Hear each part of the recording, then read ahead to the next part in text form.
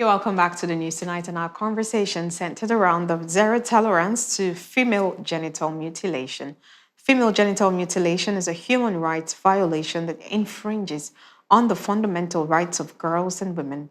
The injury of the female genitalia for non-medical reasons have short-term to lifelong health impacts on physical, sexual, and mental health, spanning from childhood reproductive years and into old age.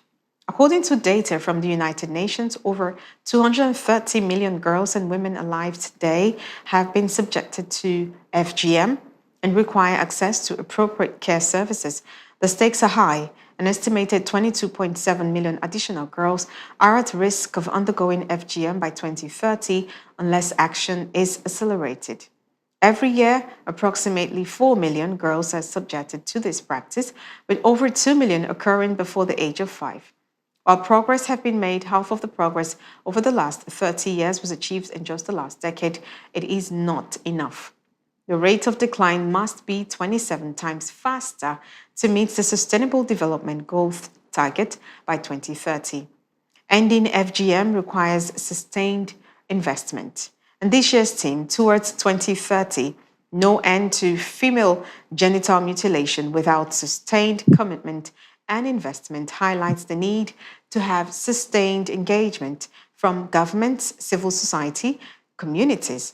And based on recent reports, the prevalence rate of female genital mutilation among women aged 15 to 49 in Enugu State is approximately 19% to 25.3%. A 2025 UNICEF report indicates a 19% prevalence rate among women aged 15 to 49 in Enugu State. Joining us now is Chief Joy Ijoma Ogwadima. She's Executive Director, WebB, and of course, Women Rights Advocate. Good evening, Chief Joy, and welcome to the show tonight. Hi, good evening. Amazing. It's good to have you. So let's talk about the work that you've done so far advocating for women's rights, which of course, curbing the female genital mutilation is part of it. And with the data here right in front of us, Enugu State having 19 to 25.3%, we can say that this is really on the high. So tell us a bit of your experience with either victims or community leaders who you've worked with and how they've either accepted it or, and just dilly-dallying with the whole process of not continuing with that abominable practice in their society.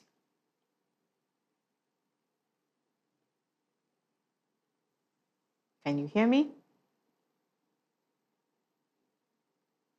Can you hear me? Can you hear me? Okay, I think we'll take a break now, try to reconnect with her, and then come back.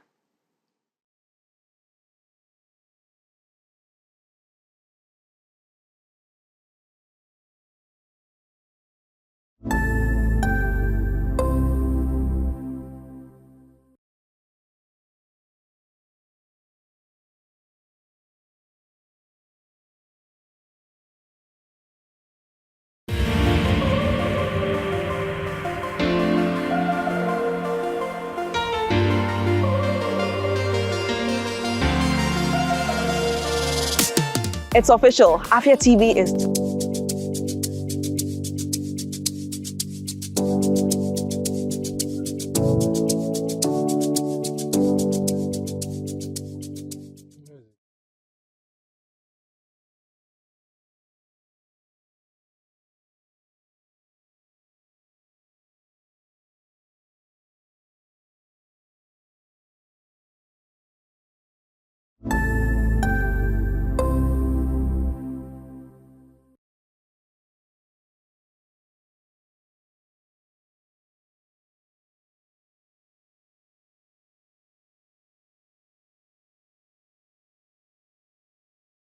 You're welcome back to the conversation segment. And just before that break, we have our guest here, Chief Joy Ogwadima. And maybe I should retake the question if you didn't hear me.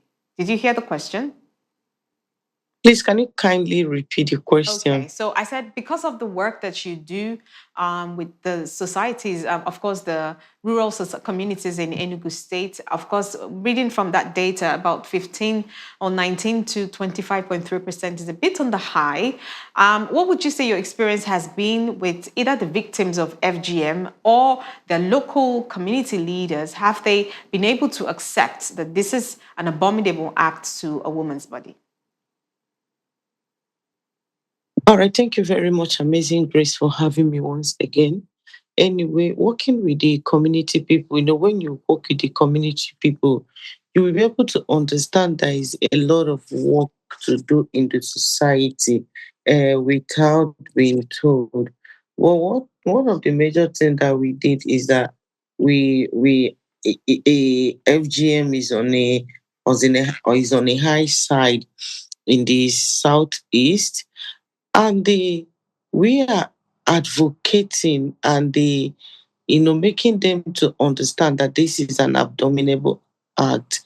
Last 2 weeks I was in Anambra State, so I was having a conversation, a dialogue with some of the traditional rulers, and I brought that up and I started educating them that FGM, in fact, is not just is not a good thing, but is a taboo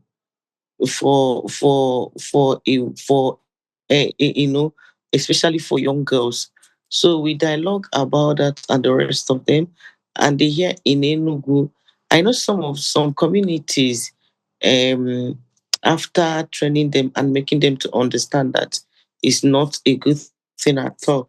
Some of them have, I will say that some of the communities now, they have end FGM in some communities. Okay. So, have you been able to speak with real life victims of the FGM? And what was your experience talking with them? Okay, having a conversation with them, I know that uh, last year or last 2 years, I had a conversation with some of the victims. They told me how they felt. One told me that sometimes she felt that she's not a full woman.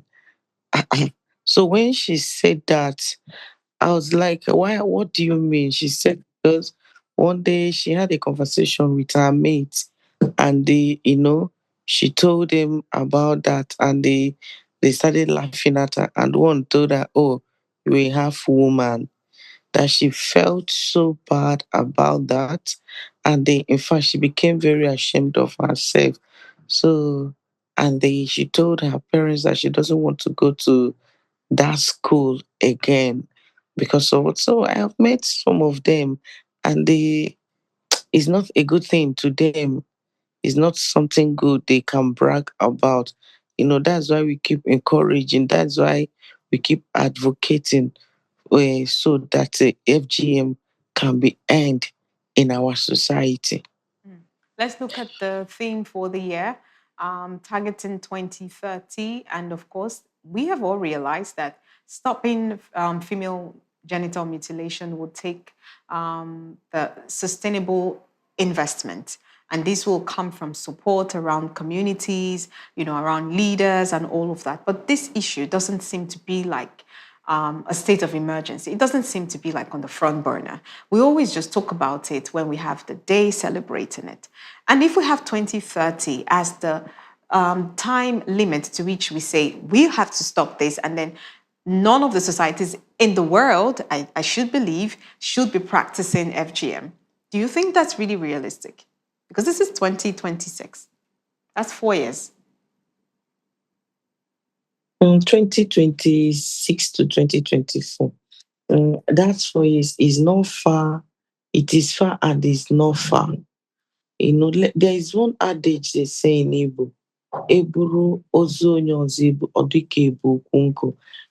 It not seems to be an emergency issue for them because we are in a society, we are in a country that sometimes it's as if the life of women doesn't really matters at all to them, because if it is a general issue, you, you will see that it's going to be a case of emergency to dialogue on. But because they have seen that, is it not something about women? Can I tell you something? Even at this 20, in this 2026, one of the traditional ruler opened his mouth and told me that who said that FGM is a sin, that if AGM is a sin, then circumcising men is also a sin. You know, when I heard that, I was shocked. I was very, very shocked. And they thank God there are other well educated people there that had to, counter him and say, no, it's not supposed to be so. And they know that things are, you don't, you don't have to say that nobody seems to do anything about that. There are a lot of organizations, donors are working towards that, working with organizations to make sure that FGM is end in the society. So the only thing that we need to, is we need to do a deeper advocacy. We need to advocate to the government. We need to see if there is policy reform or policy to implement to end GBV because it's a violence against person. I don't know if you are getting me. Is a will I call it an abuse, but it's a violence against person. Thank you.